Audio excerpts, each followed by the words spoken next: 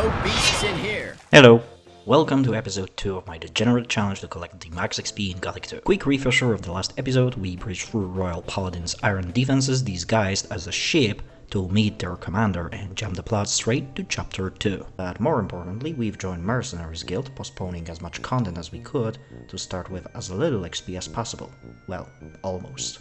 This may sound ironic given the challenge nature, but all of this allows us to maximize gold gains from wages, to maximize future ship investments for maximum XP slaughterhouse. This is because we are paid every day, we gain over 200 XP since yesterday. So the strategy is earn just a bit over the threshold, usually 210, go back to honor and get paid. However, because backtracking through empty areas is boring, I'm using the free teleports plugin to spare myself from sore legs. After collecting the pay, we start gaining XP all over again. Showing the repetitive back and forth every time would get us stale fast, so instead I'll just update total honors gold counter at the top left. You can just assume that any XP I gain after that happened after I got paid. Ready? All good. Today we continue heading toward Khorinis. It's mostly uneventful, just clearing out beginners-friendly creatures we previously skipped, so I've condensed most of the daily kills into quick collages to save time. However, there are two spots where, as I discovered last time, we've spawned in chapter 2 and ambushed the rats that lurked there since the start. The first one is right between Orland's tower and the path to the monastery. We charge in bravely, fail and call the superpowers of reloading, charging again, fight poorly with what's supposed to be a knife effective against wolves, reload, and come out victorious finally. I loot what I can ethically without quick loot, and book it, cause if I took down one more Moonhowler I'd go over the XP threshold, and that would be suboptimal. We can't have that. On the way back we swing by a cave and take one goblin to go. Now we are just one ship away from deserving another nap in Honor's wife's bed. Get out of my bed! Next day we clear out a Nomad needed a pack of 3 scavengers, 3 times 70 XP, just enough to hit the G. We swing by for the fluffer we escaped from earlier, then it's back on track to town, where the mole rats near Errol go down. As you probably noticed, most of the time the packs we encounter don't neatly add up to the daily XP target, so we have to go find a sheep or two to close the gap. But as the population dwindles and we are still relatively broke, nowhere near ready to splurge on premium Betsies, I start to wonder how to claim the remaining 2 sheep in front of the kitchen. The problem is Raoul isn't exactly a fan of that idea, and you saw how long it took me to deal with him last time. I'd really rather not go through all of that again for a measly 10 XP, so I came up with a brilliant plan.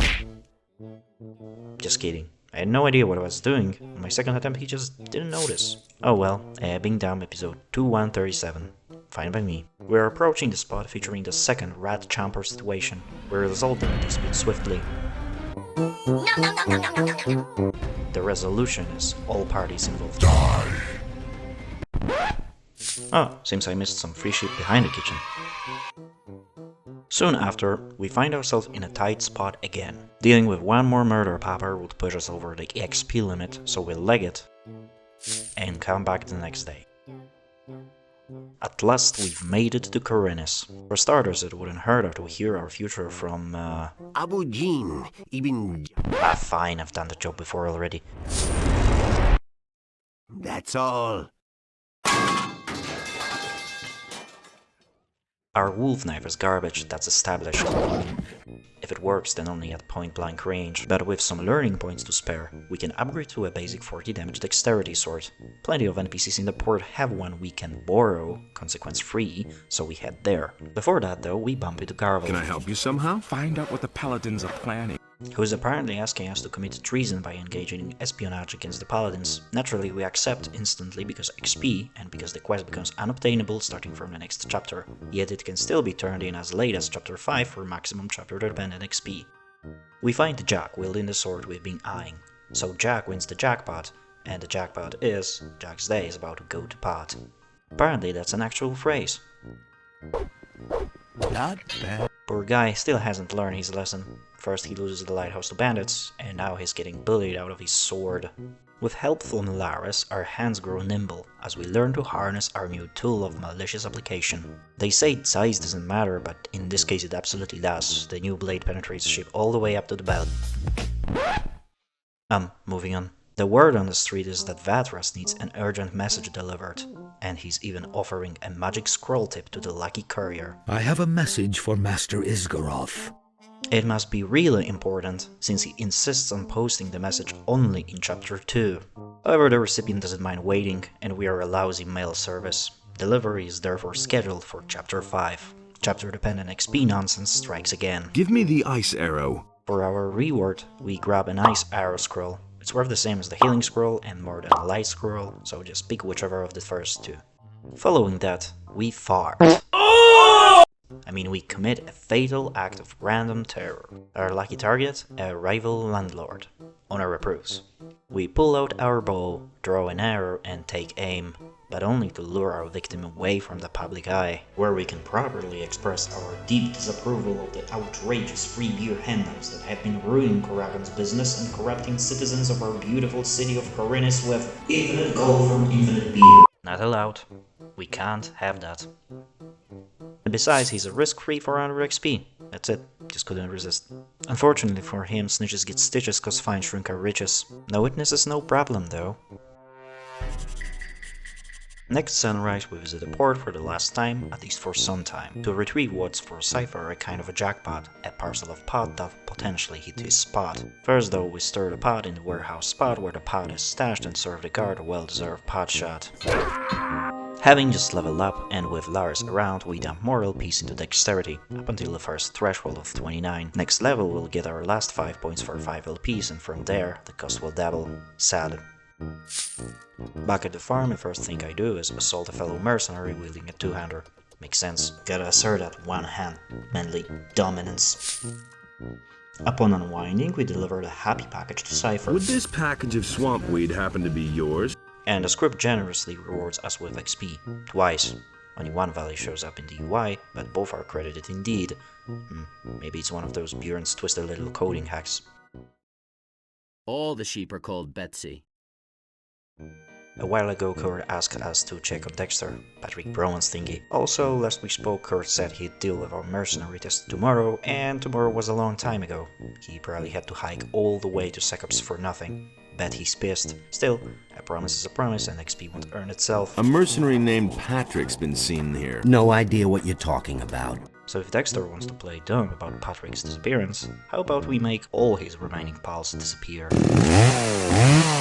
Well, we're going to anyway, is EXP, but we do have to keep it a low profile, or Chad Greg shows up and ruins our day. Die, you filthy bandit. So bow we pull, aim we take, and away we lure. Put down that weapon! You asked for it.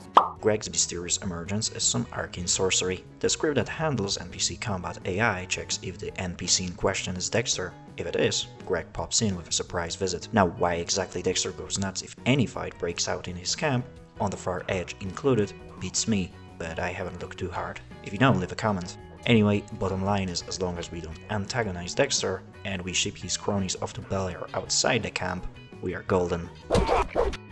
There's something oddly satisfying about the Gothic 2 death screams. Anyway, I dig up the second old coin from Khorinis that I totally didn't forget about, and we carry on tormenting bandits. Taking turns with sheep. The thing is, the only remaining free of charge sheep nearby is under Raoul's protection. And imagine this, my brilliant trick I used last time didn't work.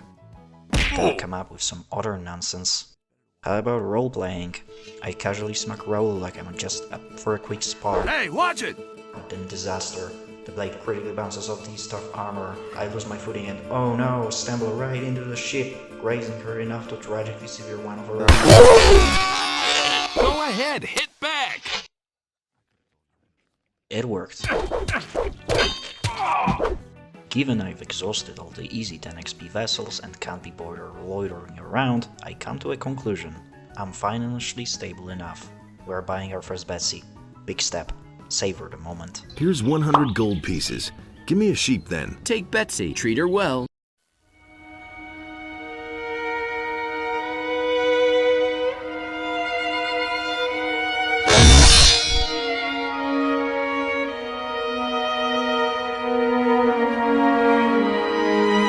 One less. Treat her well. What happens next you can probably guess, so enjoy the short montage. BRB. To the slaughterhouse!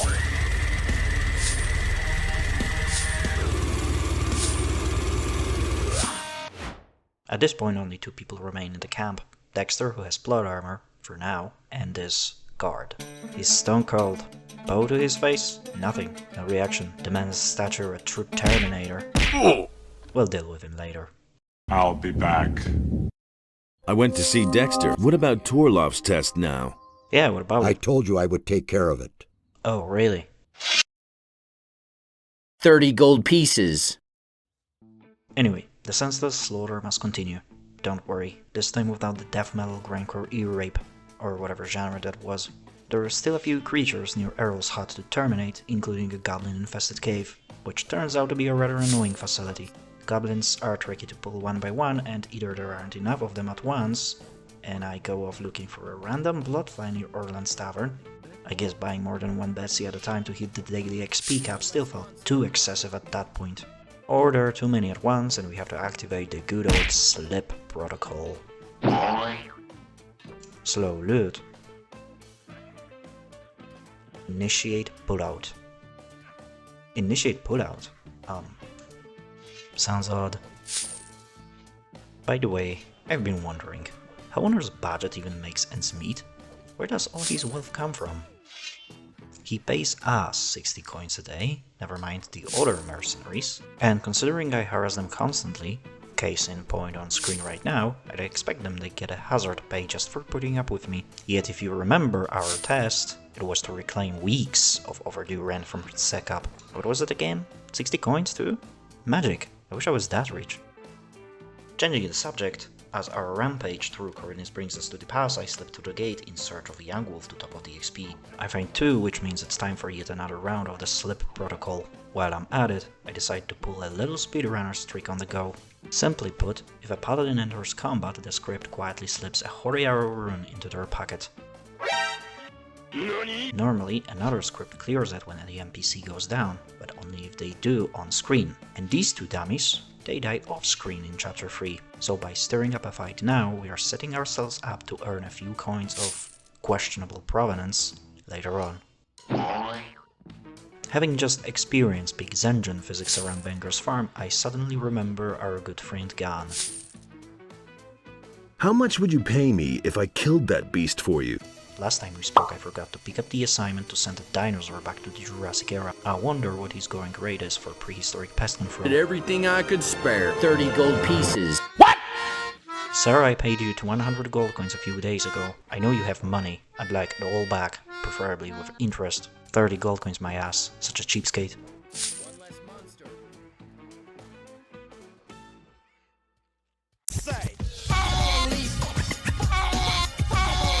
With those two scavengers down, we've run out of things to kill in this area, so we head up the path toward the Black Throne. What do you mean we ran out of monsters? You literally just show a freaking dinosaur, go kill it! Yeah, well, the dinosaur stays for now. We can't kill any reptiles yet. Why? Trophies. Specifically, skinning reptiles is a separate skill from skinning animals, because obviously, reptiles aren't animals. Duh. Oh, I'm actually buying 3 sheep at once. From rags to riches, bitch. Anyway, the cold-blooded skinning skill can only be learned from one NPC in the entire game. Jack Alligator. Funny, I know. Very fitting. Well done, Piranha Bytes. That joke alone probably justified bringing this skill back since it's not in Gothic to Classic. Oh, and did I mention a reptile skin is worth like 4 gold coins? Hilarious. Anyway, the aforementioned Florida man we meet in Jarkandor and we visited in chapter 3 because chapter dependent XP. As we approach the bridge, allow me to present the worst bridge bandit ever. Not only does barely anyone visit the bridge, but when someone finally does, he has no clue how toll collection works. You're not supposed to let people just walk around, man, that's not how this gig works. Hey, stop right there! You're joking. Our friend the Highwayman makes a truly flash appearance, effectively limited to chapter 2. He dies off screen the moment we report back to Hagen about the Valley of Mines situation. A lot of players probably never even get a chance to meet him alive, and when they do, well, his fate is sealed fast. Ooh, it appears I bought 4 Bessies at once. Feeling like a Rockefeller, baby, splurging gold left and right like there is no tomorrow. Except there is, and in this economy, maybe I should have shown a little restraint. Case in point, the very next day I go out of my way to fight ankle choppers near Grom, just to save a few coins. In the absence of better things to say, there is one thing I've been wondering about the Highwayman's brief appearance. Was it changing in any way by the expansion? What I mean is, His dialogue includes an option to ask if he saw any novices during the test of fire, you know, that final quest to become a fire mage, usually chapter 1. Can't remember, haven't played Classic since I was like 10 years old. Ancient history, even had a big box version, they don't make those anymore. Good times. Enough nostalgia, where am I now? Ah, right, cave near the Black Troll Lake, definitely what this pond is officially called. We show no mercy to mid-bugs, then raid the not so peaceful goblins. I literally banzai charge the warrior because these actually deal damage. With the warrior down, I try to slip away as if nothing happened, but Zenjin has other plans and slips a goblin right through a clearly shut door, which actually works out, for the XP is still under the limit. Next morning, I return to finish what I started, and run into yet another Zenjin physics barf. Then I return after the remaining K9 exile near Grom, have some sheep for dessert, and decide the next day is troll hunting time. Just not the black one, because racism. Nah, it's chapter dependent XP again. Grimbold would immediately comment on the victory, and the script behind that is cozy with the infamous XP ambient variable. Black Troll is dead. Problem is, we'll need to speak with Grimbold in chapter 3 when we are chasing Pedro and would earn that XP too soon. To prep for trolls of other colors, we summon a wisp, which you totally haven't seen earlier in the footage, and briskly march off to go slap some muscular, thick, furry... No, seriously, in Vanilla Gothic that's the way you kill the troll. You ran behind him and slap his butt. Our friendly wisp is providing some extra damage, that's it. After all that small change hunting, killing 2 trolls felt like a nice change of pace. For So I came to a conclusion, it's time to raise the stakes and go after big game. We're purging orcs clean off the face of Earth. Well, Corin is at least. Ineffective? Maybe, but I need XP. A lot. Eventually I'll be forced to take on the Horde anyway, and our build is already scuffed, investing into dexterity but stuck with melee that scales with strength. We'd be dealing minimal damage to orcs no matter what, so might as well get it over with. At the pass, it turns out the knights we had a beef with a few days ago haven't forgotten the hero's mag. You again? So into the mud it goes. Or not, and there it goes again, and up, and down again, up, down, up, down, up, down, up, down. Having just experienced Zenjin Physics debugging equivalent, we take a few hours nap to get the hero back on his feet. Fortunately, the paladins are kind enough not to loot valuables from people they are teaching a lesson to, so our gold remains intact. Behind the gate, we take out the local trash mob population first, wouldn't want to trip over them later while being chased by a screaming horde breathing down our neck.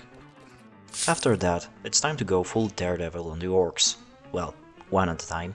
The strategy again involves excessive abuse of spanking. And yes, our trusty Wisp will be with us once again. Maybe it's time I give him a name. How about Mr. Magadambo Jumbo? Unlike trolls, against orcs he's an unreliable ally. Mr. Magadambo Jumbo manifests his unreliability by getting stuck on the tiniest solid objects imaginable, only to just piss out, having done absolutely nothing. Other times he gets way too eager, dives in, strikes ferociously and dies barely scratching the enemy, which to be fair isn't a big deal, we can resummon him just by re-equipping the amulet, just not mid-fight, so the longer he lasts, the better, and don't even think about anything naughty now. In rare moments of cosmic alignment, Mr. Magadambo Jumbo even does what he's allegedly trained for, like spotting a weapon right under our nose. Thanks man, much obliged. Now, if you haven't played this game obsessively like I have, you might be wondering how I managed to solo orcs like this where they typically rush their enemies all at once. Well, it takes some good old-fashioned shenaniganing, as is usually the case with this game. For example, if we are being chased by a modest pair of orcs, Mr. Magadambo Jumbo can distract one, hopefully surviving long enough for me to pull the other away. And then the first one just kinda forgets about us, like Daenerys did about the Iron Fleet. Well, Danny kind of forgot about the Iron Fleet.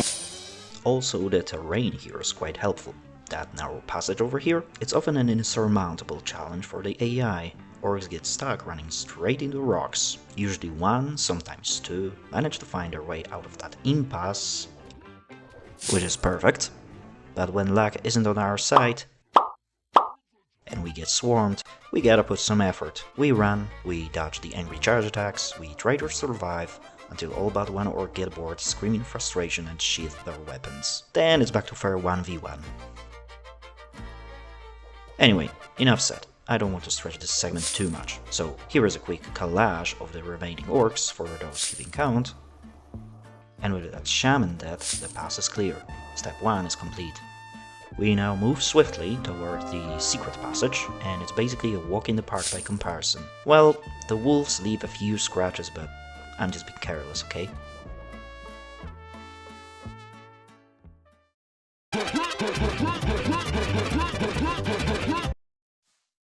On the other side, where we somehow arrive late at night, the first thing we do is grab a teleport rune. We ignore the field raiders, of course, since we still lack the sacred knowledge required to gut their precious 2 gold mandibles. Next, we clean up 2 bloodflies down the path and head back to headquarters for one last Betsy to top of the day.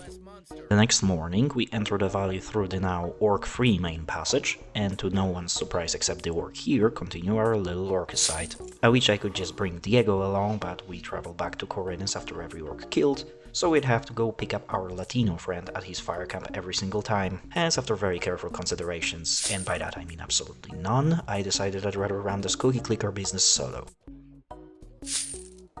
Speaking of Mr. Macho Mustachio, we naturally yoink his precious savings, then take a walk down Memory Lane and meet Steve Guy Reargan.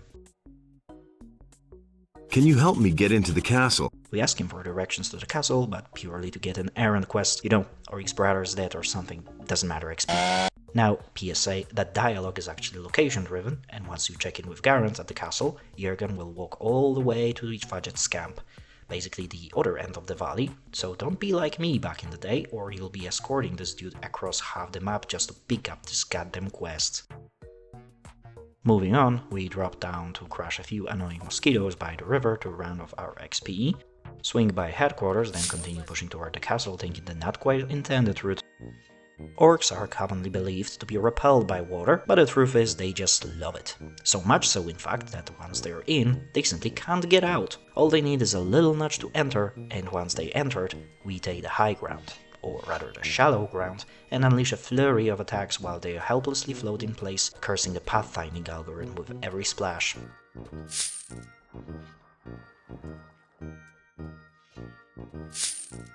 This trick works on wargs too, but I quickly got bored and reverted to the good old school sparking. Soon after, we face our first orc elite, which, to be fair, is just more spongy, barely 90 hits to bring one down. Pfft, cup of tea. A couple more orc warriors down, we meet an orc with a shared affection for sheep, but in Khorinis, there's enough room only for one butcher and his name is... Finally, we reach the Ram, where I demonstrate a well-known cheese strat that can just beat about anything. However, this particular cheese is spoiled for 2 reasons. First, Mr. Magadambo Jumbo won't help us because of the mysterious AI disabling aura around this contraption, which affects him as well. Second, and more importantly,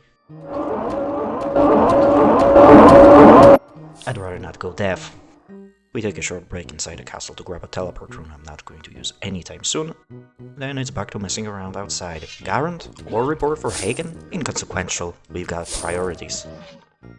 Like playing tag with a group of orcs. Seriously, this was frustrating. Stupid, stubborn, inseparable. But after many angry swings, the warriors finally ran out of breath and quit the game, throwing their elite body under the bus. What? There are cars in this universe? Check the jargon there. Eventually, the quitters got hit by one too, but that part was uneventful, so have a mashup. We managed to break through to the once was a path-filled orc territory path, carefully avoiding the attention of dinosaurs we still can't skin, and began climbing some very naturally looking Minecrafty blocky rocks. Here comes that one viewer who leaves a comment explaining these formations actually exist somewhere in the south of wherever. At the top we find a cave with a very special prize. Another ring of force, 3 extra strength points. Insane. I can already feel a spike in power as I smite down these dangerous foes. Wolves. Sheep. The next day we backtracked to the exact same path because I forgot to set a waypoint and find more wolves in the exact same spot we just cleared yesterday. Guess they got fed up with chomping on poor Olaf. Now, what was my plan here? I don't know. It's been over a month since I recorded this, and even I am not following what I was doing. Seems like I'm visiting Diego, but I have no reason to. We loot for all coins from some very dead knights conveniently located right under his hideout. Things shortly start making sense again, going after orcs near the outpost or whatever this place is called. The plan must be to ambush orcs from behind. Going after a trash mob again, okay, I leveled up. Yeah, sure, more bloodflies to top of the day. Oh, we're back in Khorinis. We swing by Lars for a workout. Now I remember. Come back once you have more experience. Past me thought I had enough learning points to jump straight to 64 dexterity. Whoops, one level too short. Since we're here, I figure Martin would probably appreciate us finally keeping our promise to watch those crates tonight. I'll watch over your provisions crates tonight. Only about 120 nights overdue. What are you doing there? The acting. At this point, I felt like conducting a small experiment. Let's take note of the current time and see if my use of the free teleports plugin is violating any laws of physics. Actually, not exactly. I fabricated this reality while editing this video. This is Marvin contaminated alternate timeline. What I mean though is I have no clue how long it takes to travel between places on foot in pure in-game time. Is it even possible to cross from one end of the map to the other and back within 24 in-game hours? Cause otherwise I guess Honor's wages could break as we have to check in every day. Let's see, we cover the distance between the port and Honor in around 1 hour 11 minutes of in-game time. Therefore, through this highly rigorous method of intuitive approximation, I very scientifically conclude the use of the plugin is absolutely ethical. Round trips under 24 in-game hours are guaranteed. Prove me wrong. Actually, don't. Please, don't waste your time. Anyway, time to report back to Martin, still hanging out in Cardiff's slum and not caring about our snail pace apparently. I caught the thief. Well, finally. What do you have to offer? Also not minding us browsing his wares that he's carrying on him while drinking at a pub. He would mind if he understood Gothic mechanics better. Before that though, we need an easy 100 XP target. Moa will do just fine. Oh, that hit the spot. Then it's back to the farm, stash all but one of the old coins we found in the valley and go sell that last one to Vasily for 10 XP because I'm a cheapskate. Next morning, as expected, Martin has the blade I was eyeing the night before, but he's hangover and doesn't put up much of a fight. He gets knocked out in a nice secluded spot. He's not a snitch though, so no stitches needed. He'll forget the whole thing in a few days. We have the sword, but because of my math blunder, cannot wield it yet. Or can we? Back in the valley, we plow through the local wildlife on the way to the not oldest but still old Zardos' tower. And before you know it, behind a tree, we stumble upon a rare trinket. A ring of dexterity. And with that ring on, we can finally wrap our fingers around the blade. I mean, blade's hilt. So we wrap up the day and first things next morning, head out to battle more orcs. But guess what? Master Sword makes absolutely zero difference against orcs. Oh well. Against orcs, however, our critical hits now deal the respectable lucky 13 damage. What? More than a tickle. Welcome improvement.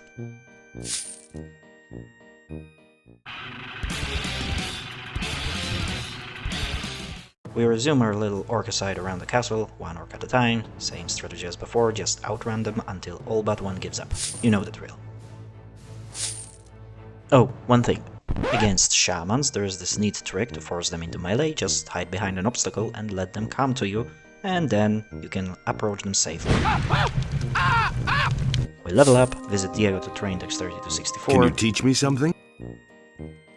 And switch the ring of dexterity back to the big biceps ring. Then it's back to the castle outskirts, a collage of violence against orcs, followed by another collage of violence against orcs, and surprise surprise, more violence focused on a single orc. We cross the river only to continue the violence with a splash of war exploits, then carry on with the violence toward the mountain fort. Along the way we gain another next level, but of course the violence train doesn't stop there and keeps rolling. And keeps rolling. And even takes a detour behind a bridge, searching for the almanac without a doubt. Wait, wrong game, never mind. Just searching for more violence. The violence train finally arrives at its destination, the Gestadt station. You reptilian motherfucker! Teach me how to gut animals. Where we learn the secrets of carving insects. Being a people person, I naturally compliment our teacher's kick-ass armor. That's some armor you're wearing. Yeah, Wolf made it for me. Where's this wolf now? Doing all right? Hey, I know you. Yeah, where's this wolf now, Mr. Goldfish? Not being a people person, I naturally kick our teacher's ass for easy XP. Tired of the orc grind, I head uphill and bump into Mark Zuckerberg, distant relatives. They fight like orcs, so they get spanked like orcs. However, their ass cheek turns out to be much softer, and it feels so good. to actually deal more than 5 damage with crits, obviously. We cross the bridge, fight over more lizards, and spot one brave specimen about to discover the perils of video game fall damage. I believe I can fly! I believe I can touch the sky! Naturally, I slam the quick reload button and rush over to offer a shoulder landing pad. We can't lose XP to gravity after all. Thankfully, the lizardmen are also more man than lizard, so killing them now won't cost us any reptile trophies. I mean, what monster would even consider skinning people for loot, right?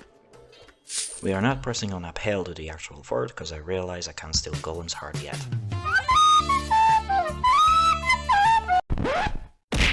Conveniently though, the subject matter expert is right here in the valley, and we are headed his way. Cheese. We return to the river, find more orcs, go on a quick rampage along the palisade, clean up a couple stragglers across the bank, and just like that we're back at the familiar castle outskirts. Out there we ruin countless lives, dreams and aspirations of living just long enough to see someone getting the castle gates raised. Well, chapter 5 isn't anywhere near, so tough luck. Those orcs dead, the siege is over. Not that Karen will notice or appreciate, he's busy sitting down a chair. Next, we dive into the nearby woods, where we wipe out the remaining survivors. These orcs totally retreated here to regroup into guerrilla forces. What? You're saying these orcs have always been here? Oh, shut up with your facts, they don't fit my narration. As we approach the ruins of the old mine, we witness a clearly vision-impaired knight charging a bloodfly, and thank Enos his accuracy is on par with a drunk goblin or XP would be lost. We won't linger at the camp. Snappers near the other entrance sometimes wander too close for the second knight's liking, and he is actually competent. Being a cheapskate, I naturally backtrack for some juicy meatbags near our castle and invest 100 gold coins into yet another Betsy. Long time no see. Back in the woods, a couple more orcs hiding in the bushes, a warg down the path, a few small creatures by the river, and an old coin sold later. It's high time we drop in for a visit with the heart surgery specialist himself. Talbin is his name, and he's surrounded by monsters I cannot fight yet, like lurkers, or I don't feel like, cause XP math. So over the rocks we go. Can you teach me something about hunting? For a hunk of cheese. Here's your cheese. Cheese for everyone! Sorry, Sheogorath, this run the cheese is just for us. Filthy brute. Having acquired General Heart Ripping and Shadow Beast Horn Snatching Arts, I ignore the subject entirely and go back to tracking down stray orcs. A few are still on the path between Diego's camp, the spooky skeleton's creepy crypt, and Cavalorn's formerly known as hut. We are also about to hit a milestone, where all the footage I recorded in the late March finally runs out. Pretty much right over here. Last 4 kills. Zeus! Your son has returned! We fast forward to the 1st of June and a new recording session. Took me only 2 months to play this game again. First things first, we rush the Valley of Mind swamps to retrieve a very useful item. Of course, on the way we encounter plenty petty creatures, so I have to meander places for the XP math to check out. Having taken out more Mark Zuckerberg cousins and a couple of hard drones, we are good to push. We are not going to fight Swamp Shark just yet, cause in this universe, fish are snakes, but snakes are still reptiles. What I mean is, we can't skin them yet. We grab the item of interest and book it. I have VOB Locator plugin on cause I can't be bothered to keep track of every item laying on the ground in a spreadsheet, and my eyes are worn enough already.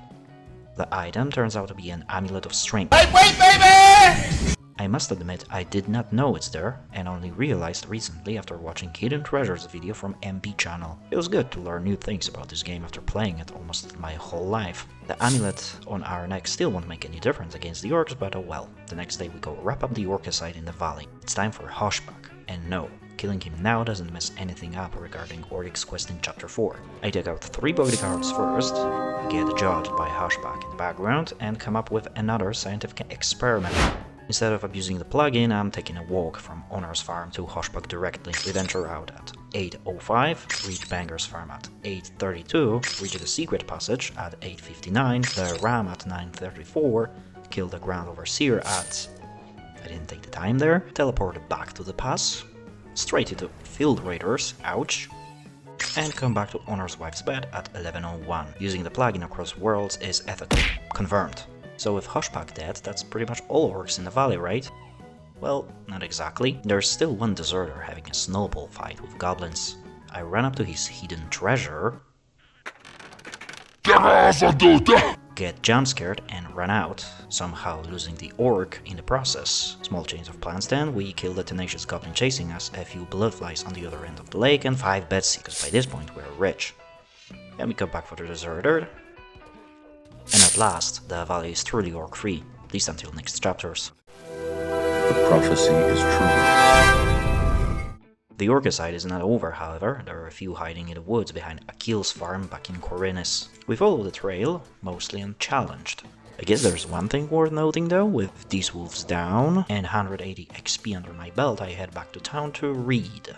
Imagine the hero barges in, devours a book, and leaves. No hello or anything. Anyway, it's just a rare chance to hit 205 XP instead of the usual 210. Back in the woods, we fend off an orc elite and his puppy, and continue down the path. At this point we've gotta exercise caution, as this is one of those areas where critters murder each other uninvited. Specifically the second pair of mole rats down the trail tends to attract nearby orcs, so we gotta act fast, loot faster, and run much faster. After that, we can take a detour and clear the cemetery in peace and put the undead to rest in pieces. Back on the path, putting down one work after another out of our way, eventually the road comes to an end. But the orcicide here just begins. At one point I even managed to get myself in a hot mess. A puppy joins the fun as I'm striking down his owner. I strike a quick chat with Mr. Macadam Jumbo, loot the body, and dash away from the black horror. Alive, by some miracle of dumb luck. Naturally we come back the next day to settle the score. We clear out some more small game in the area so they don't get in our way, which of course leads to me meandering chaotically all over the place for the sake of XP math gimmicks. Then comes a quick round of with a couple of orcs, carefully timing my presence and pulling back just in time to split the hellhounds and deal with one at a time. And finally we gain access to the last 2 orcs in the woods behind Akil's farm. It's not over yet. One more hides in the teleport cave near Khorinis. Surely that's it. Nope, there's still the one who makes Bardock soil his pants. At first, I carelessly charged straight into the woods, but then I heard fighting. Turns out in chapter 2 there is one more wolf inconveniently spawning right next to the Lobard's fields. So we have to rush there first before the farmers steal our XP. Only then can we enter the woods safely and plow through innocent bloodflies, wolves and a few betsies back at the farm. You know the drill by now, so I'll just smush the highlights of the next 2 days together so we get collages and collages and are left utterly confused. With these 2 pesky flies swatted, and moments before confronting our last surviving orc, I randomly charge into color-deprived goblins, brutalize just one, and dash off with impunity.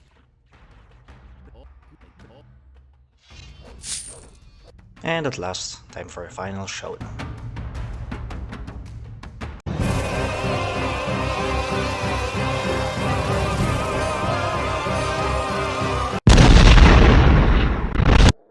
And just like that, Abogene's first prophecy, that I totally didn't edit out last episode,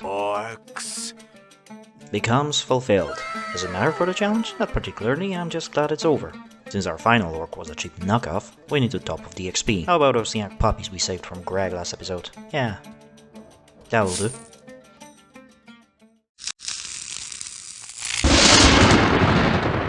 Despite annihilating orcs, our stats are still far behind the target. Last episode I said we need to level into 30s to learn enough dexterity to pickpocket Diego before chapter 3. Well, turns out I missed one thing.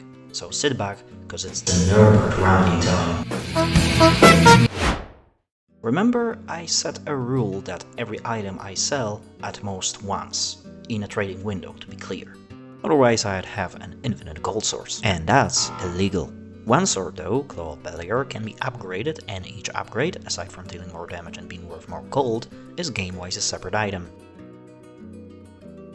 Notice the different IDs. So, following my rule to the letter, I'm allowed to sell the weapon, take it back by force, level up enough to receive the next upgrade as they are based on the hero's current level, pray at Beliar's shrine and receive a brand new weapon, sell new claw once, and repeat the whole process until it's no longer possible to upgrade the claw. Not only this seems fair to me, this actually makes the challenge more interesting because of competing constraints. We need 120 dexterity in chapter 2, and we need to get Claw of Beliar at as low level as possible in chapter 3. This made me think, is it worth consuming some dexterity bonuses to fast forward the process? Will sacrificing some gold by reading a few dirt cheap tablets and eating a couple goblin berries let me get the claw so much faster that I'd make more gold in total compared to if I held on to the bonuses? Being a nerd with some coding skills, I've made a simple Python script to analyze gold gains for numerous scenarios, testing different levels at which I pickpocket Diego, and considering 3 parameters. Such as learning points available for training dexterity, with pickpocket being a mandatory 10 LP penalty, bonuses available, with tablets requiring spending LPs on them, and estimated amount of XP I'd gain in between the pickpocket and acquiring the claw. I say estimate cause it's really hard to come up with a definite number.